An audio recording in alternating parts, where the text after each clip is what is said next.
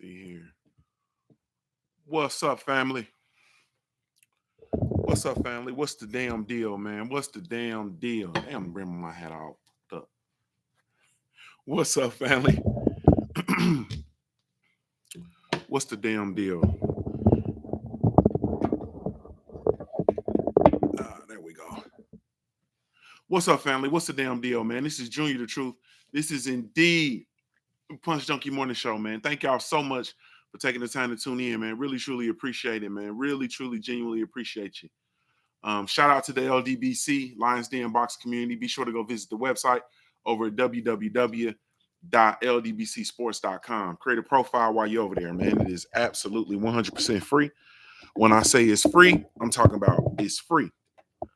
Free. Every Wednesday, 9 o'clock p.m. Eastern Standard Time, tune in to the Smoke City Mobcast, man, presented by the LDBC.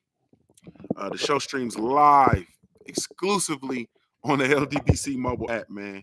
Whether you team Apple or team Android, we do have a mobile app for you, and it is absolutely 100% free 99, man. Absolutely 100% free 99. Let me see. Want to be sure y'all can hear me, man. Shout out to the good folks over at punchjunkie.com. Be sure to go visit that website over at www.punchjunkie.com.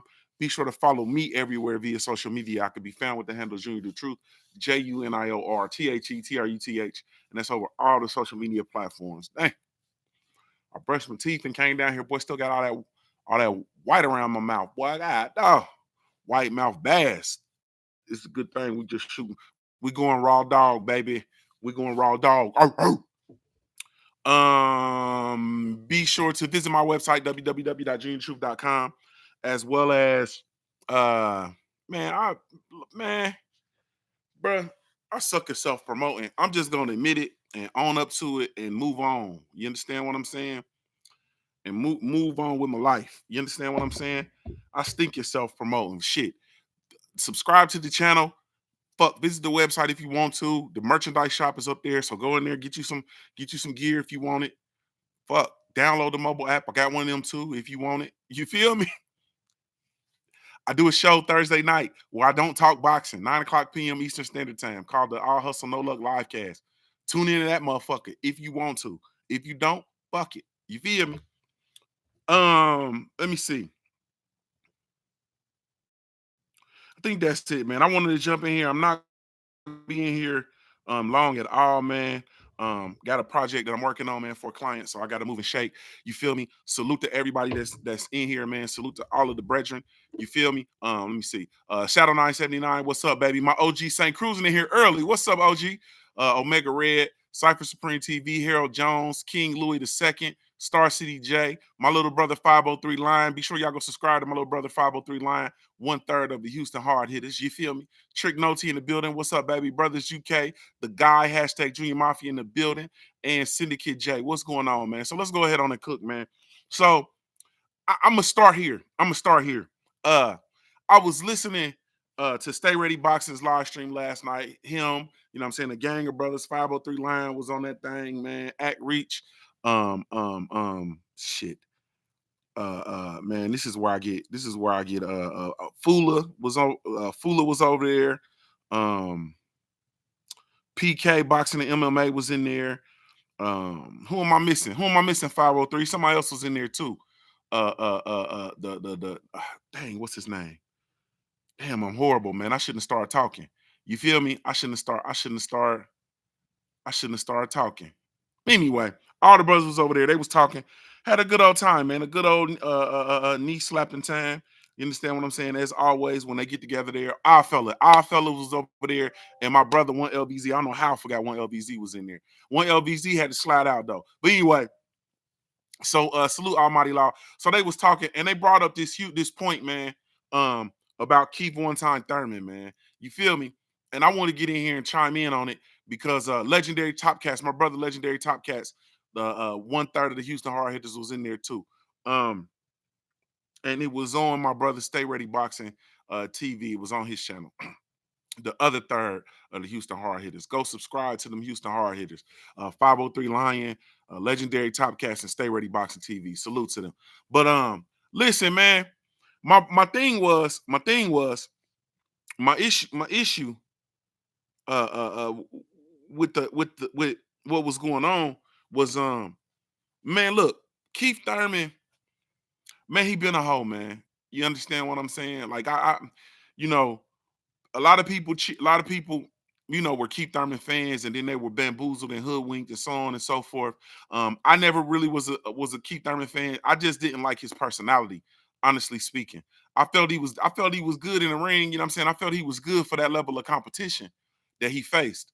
But I never felt like he was really a dog. I thought that he was more annoying than anything, honestly speaking. So I never really was a fan. I have a hard time cheering for dudes that I find to be annoying. That's why I can't cheer for Boo Boo. Boo Boo is annoying to me. Demetrius Andrade, I find him to be annoying. Honestly speaking, his personality is annoying to me, and um, and I know people say like, well, how can you think their personalities are annoying and Adrian Broner is not annoying? Adrian Broner is annoying from a little nigga standpoint. Like I look at Adrian Broner like a little nigga. You know what I'm saying? He like a young nigga. You know what I'm saying? It's different.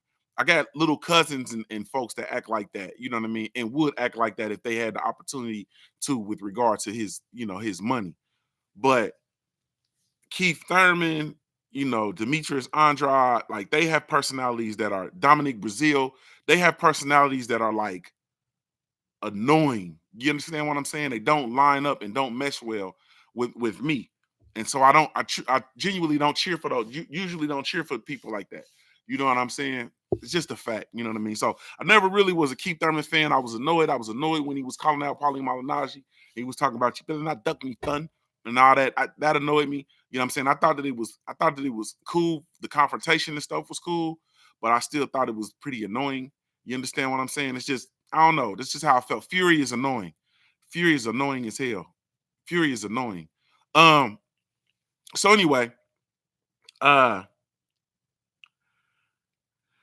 I thought that Keith Thurman had already been, you know what I'm saying, a hoe. But anyway, there was an interesting argument that took place last night, and it was Act Reach was basically saying, because if we remember back, Keith Thurman, when they around the time when Mayweather was fighting Madonna, and Madonna, I'm spoiled, man. I did all that talking and all that shit with them braces in my mouth. Now I got them shits off. I don't even want to talk with these punk ass retainers in. Um, but it was around the time when Mayweather was fighting Madonna 1 and 2, and Errol Spence was coming along. You know what I'm saying, as a prospect, and um Keith Thurman was in pursuit of a fight with Floyd Mayweather, which is what he spent the majority of his career doing, trying to chase down Floyd Mayweather and Manny Pacquiao, which is going to be so sweet because he's going to actually get what he's looking for versus Manny Pacquiao, a fight in which I think he's going to lose. But anyway, um, so Floyd Mayweather said, "Look, if you fight Errol Spence Jr. on my undercard, then I'll fight you." And then dude was saying he wanted $10 million to fight Errol Spence Jr. For me, at that point in time, is the beginning of the end. That's the beginning when all of the hoes started to come out of Keith One Time Thurman, in my opinion. You understand what I'm saying? Um, the brother, I love Act Reach to death. My brother Act Reach was saying that he wasn't mad at Keith Thurman for wanting the $10 million purse to fight Errol Spence Jr. because it was going to take years and stuff off your career. I understood where Act Reach's argument was from a current state up standpoint right now, 2019. But back then, we're talking about 2014, 2015. It was not, we did not have the knowledge of Errol Spence. The only thing that we knew was that Errol Spence was a prospect. You understand what I'm saying? And at that time, Keith One Time Thurman was not a $10 million fighter. Do you understand what I'm saying? Keith Thurman wasn't a $5 million fighter. I'm not even sure Keith Thurman was a $2 million fighter. You understand? And to come out and demand your highest payday as a champion, because he was a champion at the time, to demand your highest payday as a champion versus a prospect is whole shit to me. Never in the history of the sport, is for my recollection, have I seen a champion behave in that fashion, bro.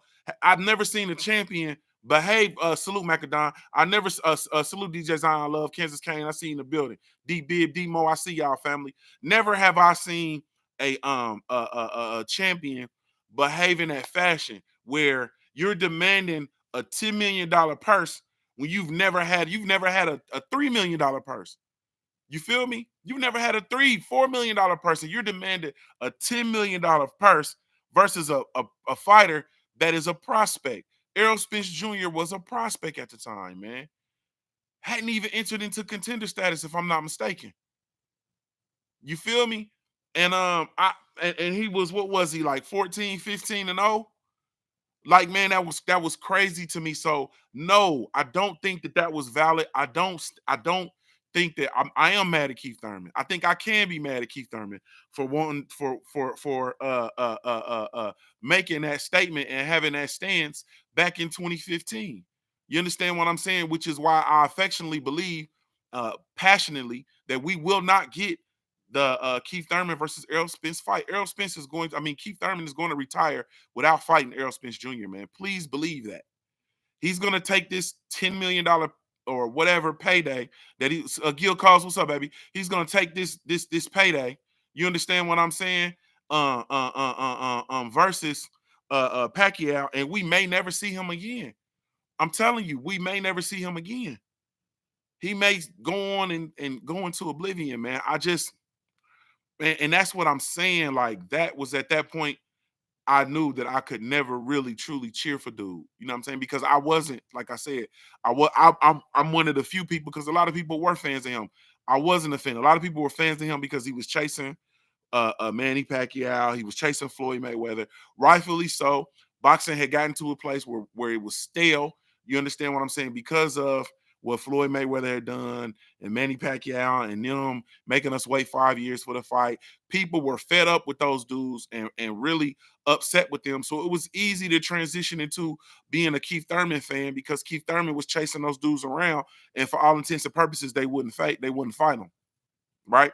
Even when Keith Thurman got the full title in what was that, 2015, when he actually got the full title once he got his fight against was it Robert the Ghost Guerrero? I think Robert the Ghost Guerrero is when he actually got into the his full title. You understand what I'm saying? The full WBA title, which is the first title he had and the title he's held on to the longest, and consequently the only title he still has.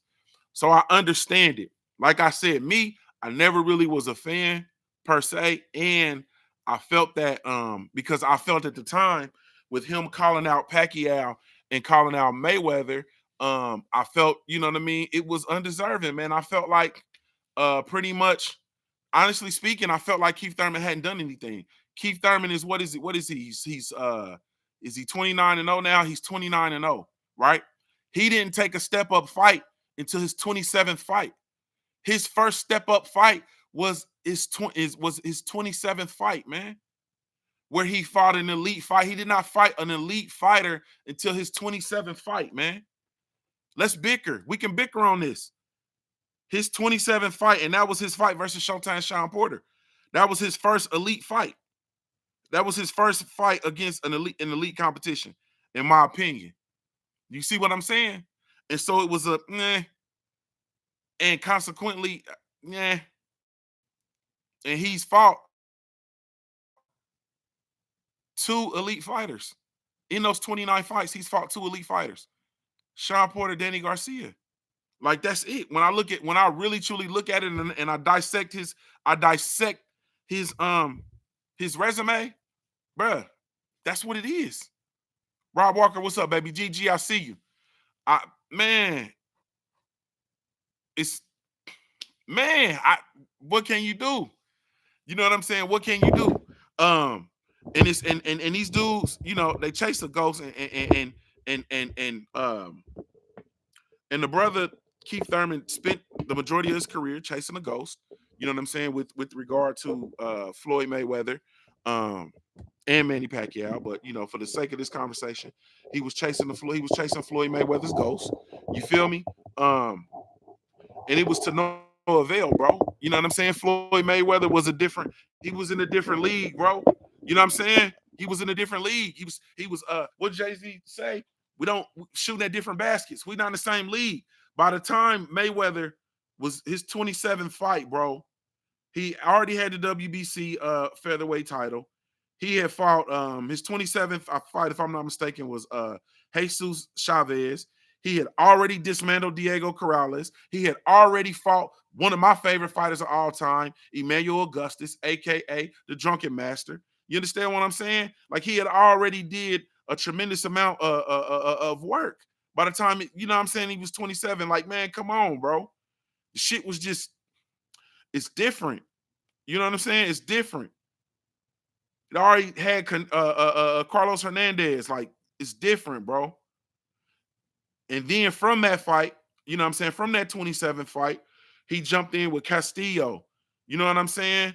Moved on up, got DeMarcus Corley on there. You know what I'm saying? Arturo Gotti, Zab Judah, and the list goes on and on and on. And at this juncture, Keith Thurman will never be able to catch Floyd Money Mayweather. And like I said, that was still in the pretty boy phase. Zab Judah, Carlos Baltimore, that was still in that was all still in the pretty boy phase. At this juncture, uh um Keith Thurman won't even be able to catch Pretty Boy. It's not gonna be able to catch Pretty Boy, let alone Money May. So these is, you know, we can just dead that whole conversation, man. We can dead that whole conversation. We can dead the pursuit of those, you know, Mayweather S paydays and so on and so forth. We can dead that whole conversation. You understand what I'm saying? And I think, honestly, I believe that Keith One Time Thurman is in a space where he's ready to dead that conversation because he's ready to go ahead on and just transition and get his, you know, his couple paydays from Pacquiao. You know what I'm saying? And or excuse me, his payday from the Pacquiao fight and slide on into oblivion, man. You know what I mean? Like I just that it's just a, I don't know, man. I just, like I said, and never have I ever seen a champion run from a prospect. He outpriced himself for a prospect. You know what I'm saying? And then I'm hearing the brothers say, and this is no disrespect, man, but we got to sprinkle some, we got to sprinkle some factual information on this shit. So then the brothers was talking about, well, that was the onset on the PBC when the PBC first started. So they had the bread, yada, yada, yada. And I'm saying, brothers, y'all got to remember, when the PBC first started, there was no $10 million paydays, bro. Those dudes was just now cracking M's. And they were cracking M's because they were moving into the capacity and operating as their own promotional outfits, bro. So they were getting all of the promoters' money. They were getting concessions. They were getting fees. Like they were getting all that stuff. That's how they were able to crack those M's. And that was the Uncle Al Heyman and the PBC model. You understand what I'm saying? Them brothers wasn't getting $10 million paydays. There were no $10 million paydays to be had by anybody except Mayweather, and Mayweather never fought under the PBC banner, bro. You understand what I'm saying? He was functioning under his own outfit under Mayweather Promotions, aka the Money Team. So there were no $10 million paydays for anybody. Those dudes were coming in first, getting those early onset, getting those $1 million fights. So no, the money was not there. No, Keith Thurman did not deserve $10 million, $10 million to fight a prospect. No, that was not a good offer. No, that was no start high and end low. No, he shouldn't have got $5 million. He shouldn't have got $3 million. He should have got, that fight should have taken place and he could have got maybe 2 million tops. And I hate talking about this because it sounds like I'm counting these dudes' money. But all I'm saying is that the money was not there. Keith Thurman knew what he was doing when he was dropping that price. He was trying to avoid that smoke. There was no, he stated, basically, his actions stated early that there is no way that we were going to get that fight, man, by any stretch of the imagination. And there's nothing that there's nothing that anybody's going to be able to do. You understand what I'm saying? Excuse me, there's nothing that anybody's going to be able to do to get him in that ring.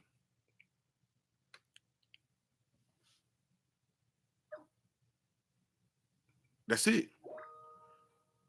There's nothing we're going to be able to do to get him in the ring. It's not gonna happen. He's not gonna fight. He's not gonna fight Errol Spence. And it's time that we just really truly realize it. You understand what I'm saying? Kill Cole said you counting. I expect you to come in here and sprinkle some hate, bro. I ain't mad. Sprinkle some point shaving. I ain't mad with you, bro. I understand. You got to ride with your dude. I get it. But your dude a hoe, bro. And he don't want that Errol Spence fight. We're not gonna get the Errol Spence fight. You know it, and I know it, bro. You and I know. You know that I know that you know that I know that you know that we not finna get that Errol Spence fight, Gil Coles. It's over with, bro. It's over with. You feel me? Bonton, South D Town. That's a fact, man. 10 million was his way. That was his own little way of ducking, man. Period. This is his way of ducking Errol Spence. His way of outpricing himself for the Errol Spence fight. His way of saying you're not finna get that fight. And he said it repeatedly over and over and over again. He said it in 2015 or whatever that was. Fast forward. You understand what I'm saying? To so when Thurman called out Porter Spence after whooping Pacquiao, all this talk that no, when Keith Thurman gets into the ring and the first round bell rings against Errol Spence, that's when this talk is dead. Period. That's when this talk is dead, bro. Keith Thurman's injury prone. He's liable to get injured in this Pacquiao fight and go off on another 2-year hiatus and so on and so forth, bro. And he spent his career on IR, bro, which is why he'll never even catch Pretty Boy Floyd. You understand what I'm saying? Like his career is what it is. It's winding down, bro. He's on the way out, bro. You understand what I'm saying? If he beats Pacquiao, I see him retiring. If he loses to Pacquiao, I see him retiring. I think Keith Thurman will have no problem going out, beating Pacquiao, having some sort of injury, and not returning to the sport. That's how I see this thing unfolding, man. And that's just me honestly speaking. Period. And historically speaking, I have no reason to think anything different. You feel me? I have no reason to think anything different, man.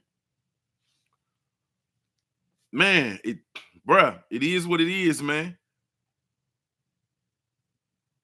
Gil says there's no hate from me on Spence. I like Spence, just don't agree with the hypotheticals.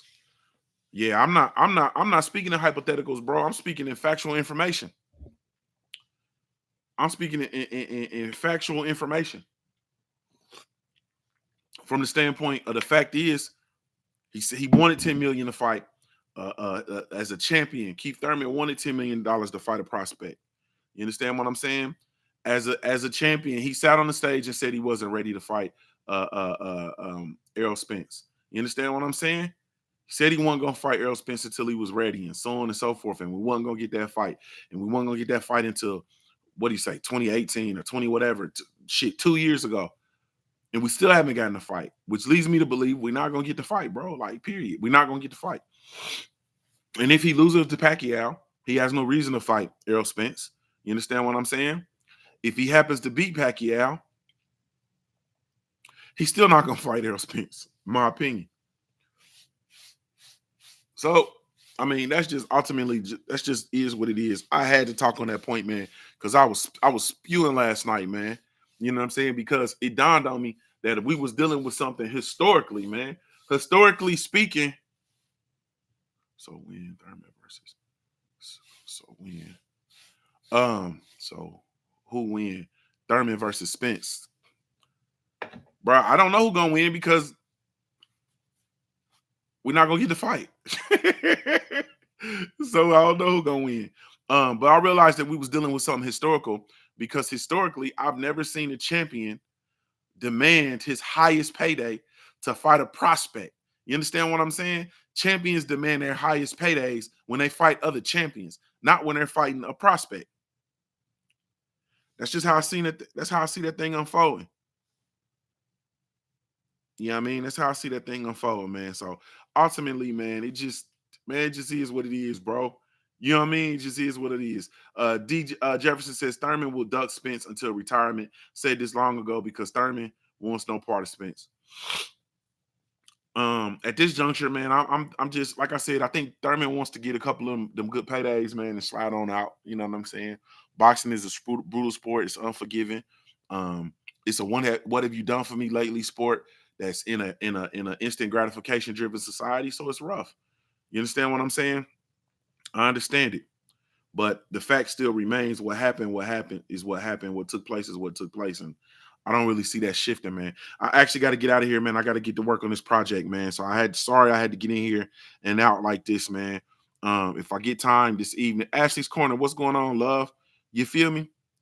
What's going on with you? I'm glad to see you, sister, with your working ass. You feel me? Um, but I'm sorry, I got to go get on and get to work on this project. Thank y'all so much. Really, truly appreciate it. Main event Mark, here he comes. He says he gonna ride off in the sunset with that Nepalese honey and that flute. Yeah, it's gonna be a done deal, man. It's gonna be a done deal. You know what I'm saying? And like I said, I've never seen a champion demand his highest payday against a prospect ever in the history of boxing, man. I have not seen it. Got to be more careful. Hey, thank y'all so much. This is Junior Truth signing off, man. I'm a high-born player made. If you don't know anything else about me at the end of the day, I got to keep pushing, baby.